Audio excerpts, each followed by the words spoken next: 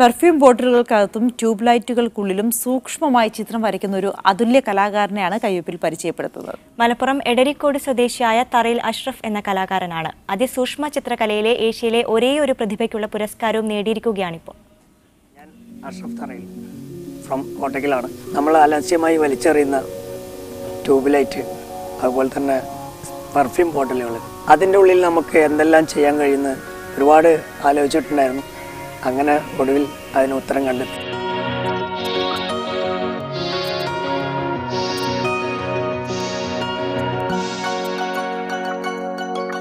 ഇങ്ങനെ ഒരു സംരംഭം തുടങ്ങിയപ്പോൾ ഒരുപാട് പേര് എന്നെ വിളിച്ച് അവരുടെ കുട്ടികളുടെ ഫോട്ടോസ്, അതുപോലെ തന്നെ വെഡ്ഡിങ് ഫോട്ടോസ് എല്ലാം കുപ്പിക്കുള്ളിൽ വരച്ച് തരാൻ വേണ്ടി വിളിക്കാറുണ്ട്. പെർഫ്യൂം ബോട്ടിൽ എന്ന് പറഞ്ഞാൽ നിങ്ങൾക്ക് അറിയുന്നതാണ്, അതിൻ്റെ വായവട്ടം വളരെ ചെറുതായിരിക്കും.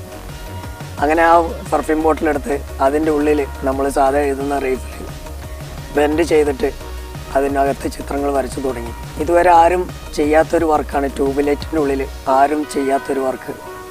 അത് വെറുതെ ഓരോരുത്തരും ഫോട്ടോ വരയ്ക്കുകയല്ല ചെയ്തത്. ഇന്ത്യയിലും വേൾഡിലും അറിയപ്പെടുന്ന 145ഓളം പ്രസിദ്ധരായ ആൾക്കാരെയാണ് അതിൻ്റെ ഉള്ളിൽ വരച്ചത്. അതുപോലെ തന്നെ പൃഥ്വിരാജ് വരയ്ക്കും ഇതുവരെ വരച്ചു കഴിഞ്ഞു. ഓരോ MLA-മാരെയും മന്ത്രിമാരെയും അടക്കം കുപ്പിയിൽ വരച്ചു കഴിഞ്ഞു.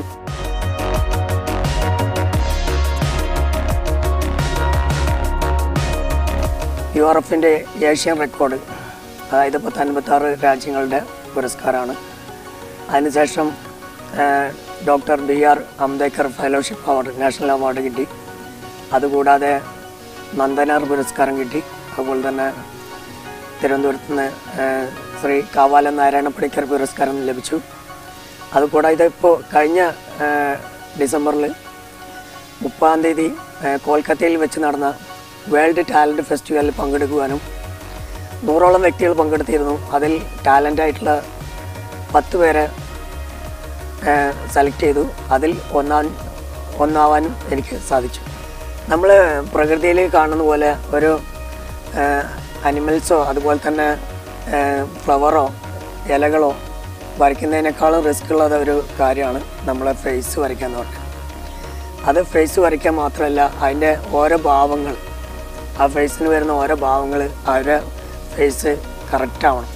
ഇത് ലോകത്ത് തന്നെ ആരും ചെയ്യാത്തൊരു സംഭവമായിട്ടായിരുന്നു എല്ലാവരും കണ്ടത്. ഇതുവരെ ആരും എവിടെയും കണ്ടിട്ടില്ല. നമ്മുടെ സ്നേഹിതന്മാർ പറഞ്ഞിട്ടുണ്ട്, ഒന്ന് യൂസഫ് അലി സാറിന് വരയ്ച്ച് കൊടുക്കണമെന്ന് പറയുന്നുണ്ട്. എൻ്റെയും കൂടി ഒരു ആഗ്രഹമാണത്. അതുമാത്രമല്ല, ദുബായ് ഷെയ്ഖിനെയും ഒന്ന് കുപ്പിയിൽ വരച്ച് അദ്ദേഹത്തിന് നേരിട്ട് കൈമാറണമെന്ന് ആഗ്രഹമുണ്ട്.